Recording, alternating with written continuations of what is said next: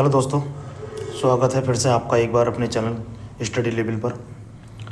तो railway group D में कल जो है 1/3/2025 तारीख थी और रेलवे ग्रुप डी के कल जो है लास्ट डेट थी फार्म भरने की। तो उम्मीद है आपने फार्म भर दिया होगा और अब आपको जो है पढ़ने की ज़रूरत है, बहुत ज़्यादा पढ़ने की ज़रूरत है। तो मैं आपके लिए जो हूँ बेस्ट बुक लेकर आया हूँ कि आपको कौन कौन सी बुक्स पढ़ ली हैं और कौन सी बुक्स नहीं पढ़ ली हैं, उनका कॉम्बिनेशन मैं लेकर आया हूँ अब। तो आइए स्टार्ट करते हैं और देखते हैं कि आपको कौन सी बुक बेनिफिट देगी। देखिए, मैथ के लिए जो आपको करना है वो आपको एच डी यादव का ये वाला मैथ जो है आपको ख़रीद लेना है। अगर वैसे आपके पास कोई मैथ अगर है तो अच्छा है, और अगर आप कोई लेने की सोच रहे हैं तो मेरे अनुसार यही मैथ लेना है एच डी यादव का, क्योंकि मार्केट में जो है और भी मैथ चल रहे हैं। जैसा मान लीजिए आपको ज़रूरत है, मार्केट में हमारे पास और भी जैसे गणित चल रहे हैं। जैसे मान लीजिए आपके पास आपने किरण का मैथ ख़रीद लिया, जो कि बहुत ही अच्छा गणित है, लेकिन इसकी कमी क्या है, ये काफ़ी मोटा है। यानी इसमें एक चैप्टर में जो है आपको सवाल मिल जाएंगे, वो 1000 तक सवाल मिल जाता है, 1000 सवाल। और हर चैप्टर में मतलब इसके 800 या 900 जो है सवाल मिलेंगे। तो आपको इसे निकालने में टाइम बहुत लग जाएगा, एक चैप्टर निकालने में आपको एक महीना लग जाएगा। तो मैं जो हूँ बस यही आपको बताऊँगा कि आपको जौन सा भी मैथ लेना है, अगर मेरे अनुसार लेना है तो ये वाला लीजिए, और आपको जौन सा भी मैथ लेना है या जौन सा भी पढ़ने हैं वो ऐसा लीजिए कि आपका रिपीट होता रहे, मैथ रिपीट हो जाए। यही पेपर तक आपको 2 से 3 बार आपका मैथ रिपीट हो जाना चाहिए, और रिपीट वही मैथ होगा जो एवरेज होगा, मतलब ज़्यादा ना मोटा हो ना ज़्यादा पतला हो। तो किरण का मैथ अच्छा है, लेकिन ये बहुत ज़्यादा मोटा है। ऐसे ही जो है राकेश सर का जो है मैथ है वो भी ऐसे ही है, और गगन प्रताप सर का है वो भी मैथ ऐसा ही है लगभग। तो आप जो है यही वाला मैथ परचेस कर रहे हैं। और यदि अगर कोई दूसरा मैथ परचेस करना चाहते हैं आप, तो मेरे अनुसार जो है ये RS अग्रवाल का मैथ भी बहुत अच्छा है। ग्रुप डी के लिए तो अच्छा है, ग्रुप डी का काम आपका, रेलवे ग्रुप डी का काम इससे जो है बन जाएगा। तो आप ये सा मैथ भी खरीद सकते हैं। तो आप यह इसके अलावा आप जौन सा भी मैथ पढ़ें, आपके पास कोई भी मैथ हो, मैथ पढ़ने के बाद आपको क्या करना है, आपको प्रैक्टिस बहुत अच्छी तरीके से करनी है। प्रैक्टिस पे बहुत ध्यान देना है। तो प्रैक्टिस के लिए जो मैथ आपको फॉलो करना है वो यही वाला मैथ आपको फॉलो करना है, इसके अलावा और कोई सा नहीं। देखिए, प्रैक्टिस के लिए जो आपको लेना है मैथ वो ये वाला लेना है, द प्लेटफॉर्म का है, पटना वालों का। ये पटना में कोचिंग सेंटर चलाते हैं, रेलवे ग्रुप डी के लिए बना हुआ है। इसमें प्रीवियस ईयर है रेलवे ग्रुप डी की। तो आप जो है ये रुक्मणी प्रकाशन से आता है, तो आप इसे ही आप प्रैक्टिस करें इससे। और हो सके तो इसका जैसे वॉल्यूम आप 1 कंप्लीट कर लें तो इसका दूसरा वॉल्यूम ख़रीद लें। और अगर दूसरा वॉल्यूम नहीं खरीदते तो इस एक ही वॉल्यूम को आप 2 से 3 बार प्रैक्टिस में लेकर आएंगे, और इस पर प्रैक्टिस करें खूब। तो मैथ आप जहाँ से भी पढ़ना है वो ठीक है, या कोई सा भी मैथ पढ़ना है। और आपके पास अगर नहीं है तो या तो आप शारदा का मैथ खरीद लें या RS अग्रवाल का ख़रीद लें, लेकिन आपको प्रैक्टिस जो करनी है वो इसी मैथ पर करनी है बहुत ज़्यादा। तो आपका जो है मैथ में अच्छा स्कोर हो जाएगा। आप मानिए आप 20+ स्कोर कर देंगे अगर आप अच्छे से प्रैक्टिस करते हैं तो। और आपको रीजनिंग के लिए जो करना है वो रीजनिंग, आपके पास कोई सी भी बुक पढ़ी हो रीजनिंग की, वो अच्छी बुक होगी, ठीक है ना, कोई दिक्कत नहीं है। रीजनिंग हर जगह सेम है। लेकिन अगर आप किसी किताब को ख़रीदने की सोच रहे हैं तो आप जो है रीजनिंग की किताब आप ये खरीद लें, लुसेंट की, बरबल वालों की। ये काफ़ी अच्छी किताब है और इसी पे प्रैक्टिस कर। लुसेंट की अगर नहीं खरीद सकते तो आप ये सी खरीद लें, अरिहंत वालों की, RK झा सर की है, RK झा की। लेकिन ये किताब जो है मतलब एवरेज है, मतलब ज़्यादा ना हार्ड है और ना ज़्यादा नॉर्मल है। तो ये किताब भी आप ले सकते हैं अगर चाहें तो। लेकिन आपको जो प्रैक्टिस करनी है वो प्रैक्टिस जो है इसी पर करनी है। आप जो है रीजनिंग की जो प्रैक्टिस करनी है वो इसी पर करनी है। रुक्मणी प्रकाशन है और पटना वालों की ये है। और हो सके तो इसका 1 या 2 वॉल्यूम जो है आप कंप्लीट कर लें, और इसे रिपीट भी कर लें, ठीक है ना, रिपीट भी कर लें। मैं रिपीट के लिए क्यों कह रहा हूँ, देखो हर किसी का माइंड तो एक सा नहीं होता, मैं अपने अनुसार बता रहा हूँ। जब तक मैं रिपीट नहीं करूँ मुझे चीज़ें याद नहीं रहती ज़्यादातर। और मेरा एक दोस्त था, ठीक है नहीं, वो पता नहीं किस टाइम पढ़ता था, हर टाइम मोबाइल चलाता रहता था और फिर भी जॉब ले गया। तो मतलब ये तो ऊपर वाले की, ये भगवान की, खुदा की, जिसे भी आप मानते हो उसकी कृपा है। किसी को माइंड कैसा दिया है, एक बार में पढ़ के वो सक्सेस होता है। तो मैं अपने अनुसार बता रहा हूँ, जैसा मतलब मैं हूँ नॉर्मल। तो जब तक मैं रिवीजन नहीं करता मुझे मतलब भरोसा ही नहीं होता कि पेपर में निकाल पाऊँगा या नहीं निकाल पाऊँगा। तो आप जो है रीजनिंग के लिए ये वॉल्यूम 1 है इसका, और हो सके तो 2 निकाल लें, ठीक है ना, 1 ही और 2 दोनों कंप्लीट कर लें। और इसमें इस किताब में आप इसे खरीद लीजिए, इसमें एरर नहीं है बिल्कुल भी, ठीक है नहीं, एरर बहुत कम है, बहुत चांस कम है इसमें एरर की, 1-2 हो सकती है लेकिन ज़्यादा एरर नहीं है इसमें। तो ये आपके लिए बहुत अच्छी रहेगी रीजनिंग के लिए। और देखें दोस्तों, अगर आपको जीके के लिए आपके पास कोई भी बुक होगी जीके के लिए, आप उसे पढ़िए और रिवीजन करिए उसका 2 से 3 बार ज़रूर। और हो सके तो एनसीईआरटी की बुक जो है, बढ़िया किताबें हैं रेलवे ग्रुप डी के लिए, उसे आप फॉलो कर सकते हैं। और अगर आपके पास कोई किताब नहीं है तो ये जो आपके पास होती है लुसेंट, ये लुसेंट जीके पढ़ सकते हैं आप, ठीक है ना। मुझे तो काफ़ी अच्छी लगती है, पता नहीं क्यों टीचर इसकी बुराई करते रहते हैं कि लुसेंट जीके मत पढ़ो, मगर मेरे लिए अच्छी है ये किताब, ठीक है ना। और वैसे भी जीके का तो भंडार है, आप जीके कहीं से ही पढ़ें कम ही बैठेगा। आप किसी को भी जीके में बैठा दीजिए, नंबर कम ही बैठेंगे। तो आप जीके कहीं से भी तैयार करें, लेकिन आपको जीके की जो प्रैक्टिस करनी है वो जो आपको करनी है वो इसी किताब से करनी है। आपको इन 2 किताबों में से मैं आपको दिखा रहा हूँ।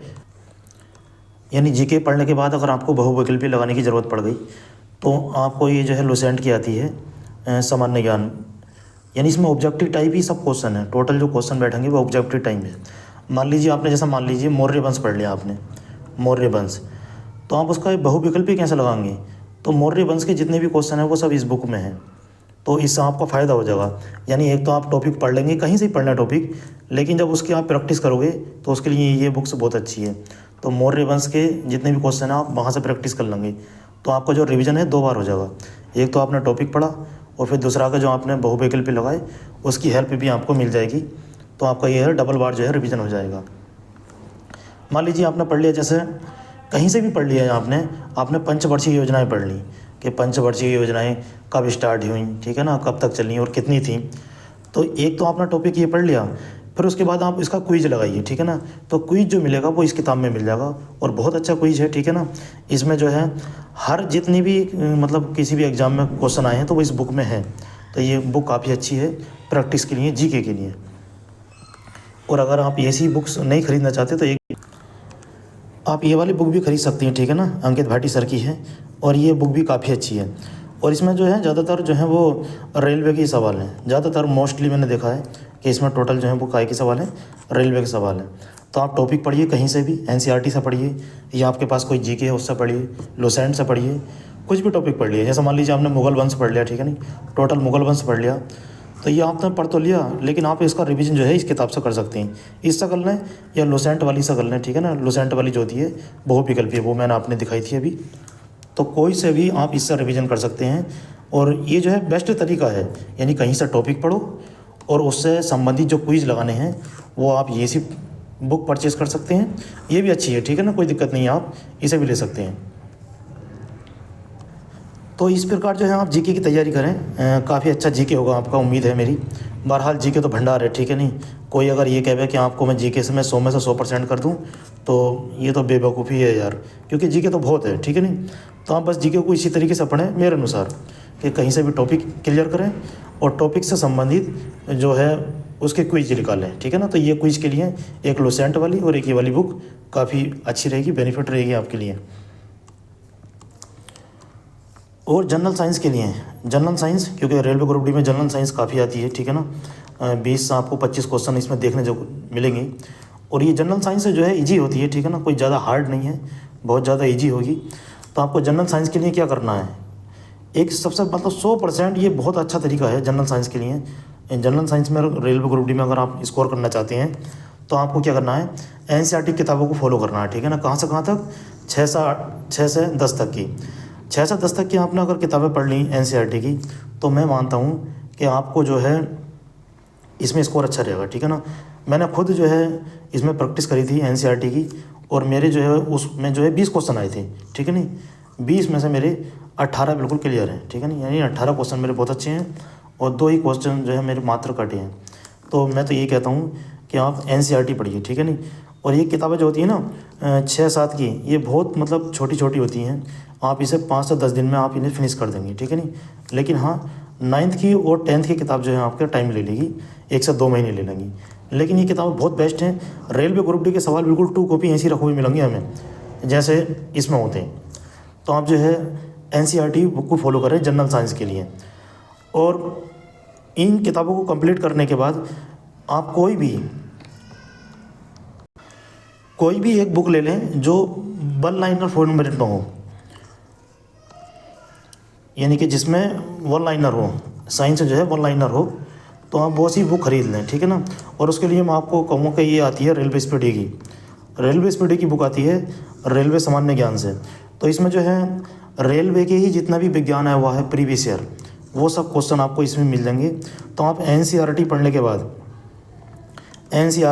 बाद आप ये वाली एक जो है 1 लाइनर किताब पढ़ लें, ठीक है ना। क्योंकि हम NCERT पढ़ लेंगे तो हमारा रिवीजन के लिए बहुत अच्छा है ये, ठीक है ना, क्योंकि रिवीजन बहुत अच्छा करा देगी। और इसमें जो है खोजें वगैरह और जो प्रीवियस ईयर क्वेश्चन है उससे हमें आइडिया हो जाएगा कि रेलवे ग्रुप डी कैसे पूछती तो ईजी है, ज़्यादातर हार्ड नहीं पूछती है। तो आप इसे परचेज़ कर सकते हैं। और अगर इसे आप परचेज़ नहीं करना चाहते तो बस मैं तो यही कहूँगा आप NCERT को फॉलो करिए। आप NCERT को पूरे मन से फॉलो करिए, आपका जो है जनरल साइंस का स्कोर बहुत अच्छा जाएगा। कि NCERT जब आप लगाते हैं तो NCERT में ये बहुविकल्प टाइप क्वेश्चन होते हैं इस प्रकार से, ठीक है ना। मैं इसे हल्का सा जूम कर दूं, आपको दिखाई नहीं दे रहा होगा। तो ये जो है इस तरीके से लास्ट में जो है बहुविकल्प टाइप से सवाल होते हैं, ठीक है ना। तो आप इन्हें ज़रूर कर लें, ठीक है नहीं। आप चैप्टर पढ़ोगे तो ये 10 से 25 या 20 के बीच में जो होते हैं बहुविकल्प टाइप क्वेश्चन होते हैं। और मैं आपको बताऊं तो रेलवे ग्रुप डी में यही सवाल होते हैं बिल्कुल रखे हुए, बिल्कुल 2 कॉपी ऐसी बहुविकल्प पे तब यही मिलेंगे। तो ये जो है आप ये अपने सवाल कर लें, ठीक है ना। ये समर्थी P विभांतर इसमें क्या होता है, P बराबर कितना BI। तो ये आप प्रैक्टिस कर लें इसमें खूब, और आपका जो है GK जनरल साइंस बहुत अच्छा जाएगा, एकदम गजब। देखिए करंट अफेयर आपको क्या करना है, करंट अफेयर के लिए क्या करना है, क्योंकि करंट अफेयर के 2 से 5 के बीच में आपको क्वेश्चन मिलेंगे।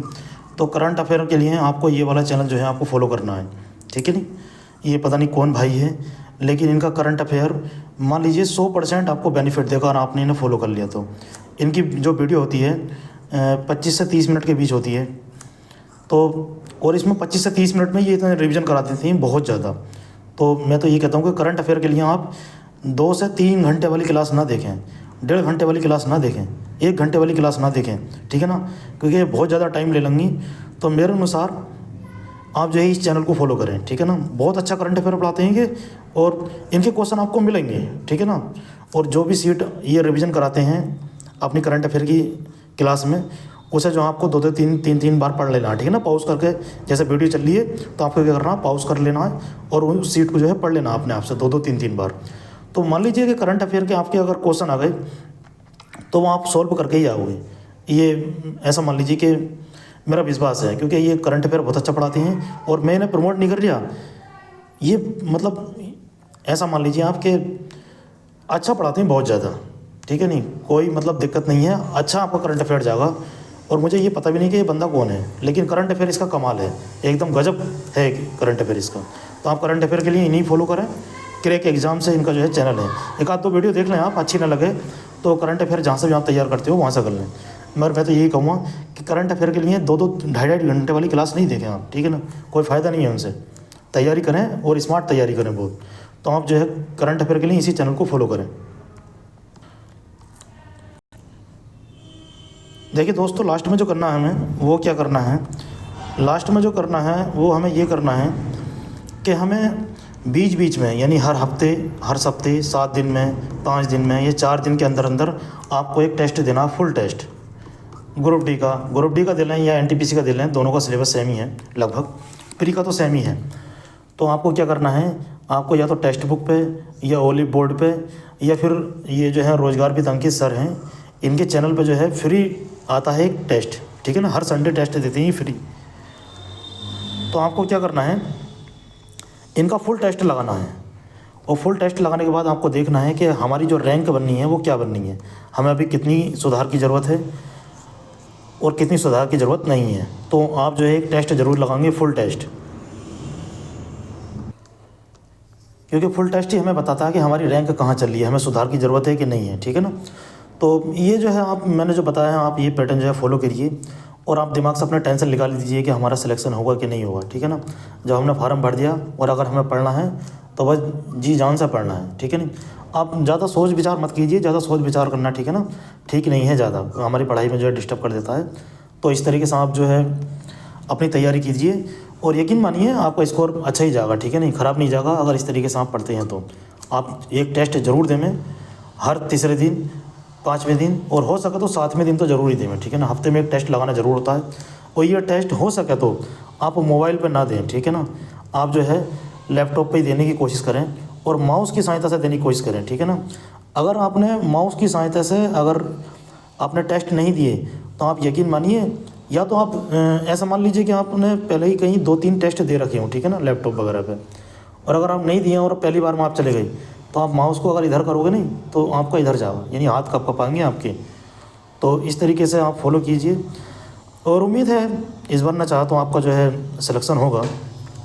तो तब तक के लिए धन्यवाद, मिलते हैं अगले वीडियो में कुछ नई जानकारी के साथ।